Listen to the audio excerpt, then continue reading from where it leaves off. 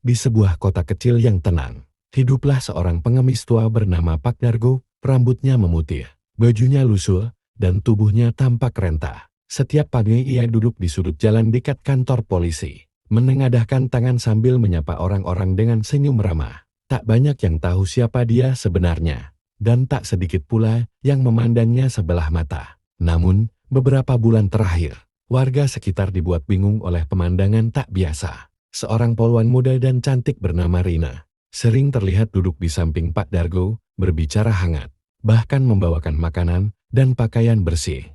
Mereka tampak dekat, dan itu memancing bisik-bisik penuh curiga. Pasti dia cuma kasihan.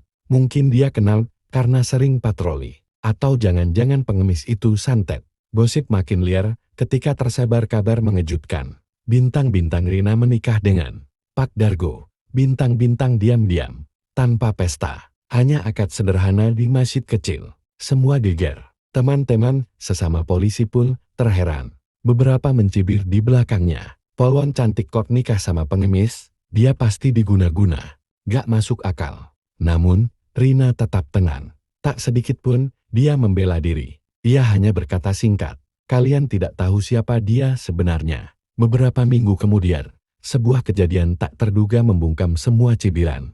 Sebuah berita lawas berjudul, Jenderal Dargo hilang kontak setelah tragedi. Ledakan di perbatasan Bintang beredar luas di media sosial. Foto dalam berita itu menampilkan sosok yang sangat mirip dengan Pak Dargo, hanya lebih muda dan gagah. Warga pun mulai bertanya-tanya. Lalu, dalam sebuah momen emosional saat Rina mengadakan pengajian kecil di rumah barunya, ia akhirnya membuka rahasia besar itu. Pak Dargo dulunya adalah seorang jenderal tinggi yang dikenal berani, jujur, dan bersahaja. Tapi saat bertugas di daerah konflik, sebuah ledakan merenggut nyawa istri dan anak-anaknya. Ia selamat, namun trauma dan rasa bersalah menghancurkan hidupnya. Ia memilih menghilang, meninggalkan semua jabatan dan kekayaannya, lalu hidup di jalanan. Rina, sang polwan, ternyata adalah bintang-bintang salah satu anak yang dulu pernah diselamatkan oleh Pak Dargo saat operasi evakuasi di daerah konflik Bintang-Bintang. Ia tidak pernah lupa wajar dan keberanian lelaki itu. Ketika tanpa sengaja bertemu lagi bertahun-tahun kemudian, ia merasa hatinya terpanggil.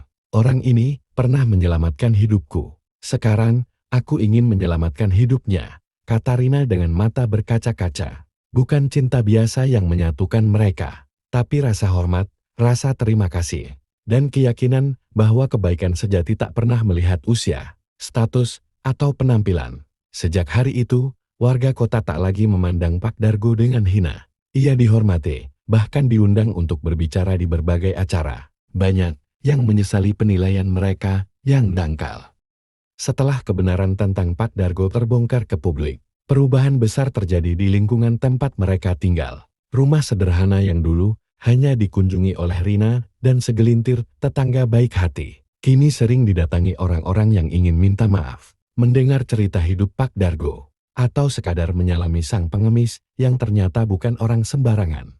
Namun, tidak semua orang benar-benar tulus. Beberapa orang yang dulu mencibir mulai bersikap manis, bahkan berusaha memanfaatkan keadaan. Ada yang datang dengan proposal bantuan, berharap disumbang oleh mantan jenderal. Ada pula yang mendadak mengaku sebagai saudara, jauh dan ingin membantu merawat Pak Dargo. Rina melihat semuanya dengan tenang. Ia tahu siapa yang tulus, siapa yang tidak. Tapi Pak Dargo hanya tersenyum. Aku sudah melewati banyak medan perang, nak. Tapi yang paling berbahaya adalah medan hati manusia. Kita cukup tahu dan waspada tanpa perlu membenci. Sikap bijak dan penuh ketenangan Pak Dargo membuat Rina semakin kagum. Tak jarang, ia mencatat kata-kata suaminya dalam buku kecil. Ia tahu kisah hidup pria itu adalah harta yang tidak ternilai dan terlalu berharga jika dilupakan begitu saja. Sementara itu, Rina sendiri menghadapi tekanan dari instansinya. Atasan sempat memanggilnya dan mempertanyakan keputusannya menikah dengan seorang gelandangan. Namun ketika Rina menunjukkan bukti identitas, lama Pak Dargo, dan rekam jejak militernya, suasana langsung berubah. Bahkan salah satu petinggi kepolisian, yang ternyata pernah menjadi anak buah Pak Dargo di masa lalu, datang secara pribadi dan memeluknya erat. Maaf, Pak, saya kira Bapak sudah gugur. Kalau tahu dari dulu, saya yang akan cari Bapak sampai ke ujung negeri. Pertemuan itu menjadi titik balik. Nama Pak Dargo perlahan kembali dikenal. Bukan karena status jenderalnya, tapi karena kisah hidupnya yang menginspirasi banyak orang. Rina pun diminta berbagi cerita dalam seminar, podcast, hingga acara motivasi. Tapi ia menolak glamor. Kami bukan pahlawan. Kami hanya dua orang yang pernah kehilangan, lalu dipertemukan kembali oleh takdir. Dan dalam keheningan malam, ketika Rina duduk di samping Pak Dargo sambil membelai perutnya yang kian membesar, ia berbisik, anak kita akan lahir dengan dua warisan besar, keteguhan hatimu dan ketulusan cintaku. Pak Dargo tersenyum, menatap langit malam, dan semoga dunia menjadi tempat yang lebih baik untuknya, karena kita pernah memilih untuk mencintai, bukan menghakimi. Malam itu, angin bertiup pelan di halaman rumah kecil mereka. Rina duduk di samping Pak Dargo sambil menyeduh teh hangat. Di depannya, pria tua itu menatap kosong ke arah langit, seolah mengingat sesuatu yang tak pernah benar-benar pergi dari pikirannya. Pak, kata Rina pelan, boleh aku tahu, kenapa Bapak memilih menghilang dari semuanya dulu? Pak Dargo menarik napas dalam, matanya mulai berkaca-kaca. Aku tidak pergi karena takut, Green. Aku pergi karena hatiku hancur. Semua yang kupertahankan selama bertahun-tahun hilang dalam satu ledakan. Ia lalu mulai bercerita. Tahun itu, Pak Dargo memimpin operasi penyelamatan di wilayah perbatasan yang rawan konflik. Ia sudah menjadwalkan kepulangan ke rumah karena istrinya sedang sakit dan anak-anaknya menunggu di rumah dinas. Namun panggilan tugas datang lebih dulu. Saat ia sedang memimpin misi, sebuah serangan mendadak menghantam markas tempat keluarganya tinggal. Bom rakitan meledak, menghancurkan segalanya. Istri dan dua anaknya tewas di tempat. Bayangkan, Green, aku pulang hanya untuk menemukan potongan kenangan dan abu. Tangis Rina menetes perlahan. Ia menggenggam tangan suaminya erat-erat. Saat itu, aku ingin mati. Tapi tubuh ini terlalu keras kepala untuk mati. Dan mungkin Tuhan ingin aku tetap hidup, meski seperti bangkai berjalan. Pak Dargo kemudian memilih pergi. Melepaskan semua pangkat, identitas, dan fasilitas. Ia mengembara dari kota ke kota, hidup seadanya, menghindari orang yang mengenalnya. Sampai akhirnya, aku tiba di kota ini. Dan bertemu kamu, gadis kecil yang dulu pernah kutolong dari reruntuhan rumah. Kamu tumbuh jadi polwan, kuat cantik, dan penuh kasih. Rina tersenyum pahit. Ia masih ingat samar-samar saat seorang tentara tua membopongnya dari puing-puing saat kecil. Wajahnya tidak pernah ia lupakan, meski bertahun-tahun telah berlalu.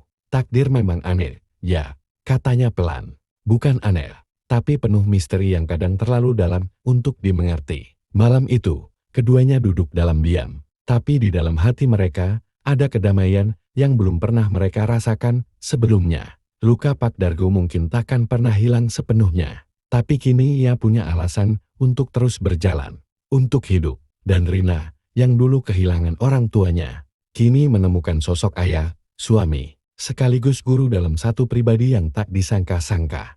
Malam itu, angin bertiup pelan di halaman rumah kecil mereka. Rina duduk di samping Pak Dargo sambil menyeduh teh hangat.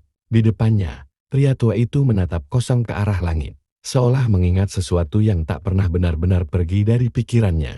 Pak, kata Rina pelan, boleh aku tahu, kenapa Bapak memilih menghilang dari semuanya dulu? Pak Dargo menarik napas dalam, matanya mulai berkaca-kaca. Aku tidak pergi karena takut, Green. Aku pergi karena hatiku hancur. Semua yang kupertahankan selama bertahun-tahun hilang dalam satu ledakan. Ia lalu mulai bercerita. Tahun itu, Pak Dargo memimpin operasi penyelamatan di wilayah perbatasan yang rawan konflik. Ia sudah menjadwalkan kepulangan ke rumah karena istrinya sedang sakit dan anak-anaknya menunggu di rumah dinas. Namun panggilan tugas datang lebih dulu. Saat ia sedang memimpin misi, sebuah serangan mendadak menghantam markas tempat keluarganya tinggal. Bom rakitan meledak, menghancurkan segalanya. Istri dan dua anaknya tewas di tempat. Bayangkan, Green, aku pulang hanya untuk menemukan potongan kenangan dan abu. Tangis Rina menetes perlahan. Ia menggenggam tangan suaminya erat-erat. Saat itu, aku ingin mati. Tapi tubuh ini terlalu keras kepala untuk mati. Dan mungkin Tuhan ingin aku tetap hidup, meski seperti bangkai berjalan. Pak Dargo kemudian memilih pergi. melepaskan semua pangkat, identitas, dan fasilitas. Ia mengembara dari kota ke kota, hidup seadanya, menghindari orang yang mengenalnya. Sampai akhirnya, aku tiba di kota ini, dan bertemu kamu, gadis kecil yang dulu pernah kutolong dari reruntuhan rumah. Kamu tumbuh jadi poluan, kuat, cantik, dan penuh kasih. Rina tersenyum pahit. Ia masih ingat samar-samar saat seorang tentara tua membopongnya dari puing-puing saat kecil. Wajahnya tidak pernah ia lupakan, meski bertahun-tahun telah berlalu. Takdir memang aneh, ya, katanya pelan. Bukan aneh, tapi penuh misteri yang kadang terlalu dalam untuk dimengerti. Malam itu, keduanya duduk dalam diam, tapi di dalam hati mereka ada kedamaian yang belum pernah mereka rasakan sebelumnya. Luka Pak Dargo mungkin takkan pernah hilang sepenuhnya, tapi kini ia punya alasan untuk terus berjalan, untuk hidup. Dan Rina, yang dulu kehilangan orang tuanya, kini menemukan sosok ayah, suami, sekaligus guru dalam satu pribadi yang tak disangka-sangka.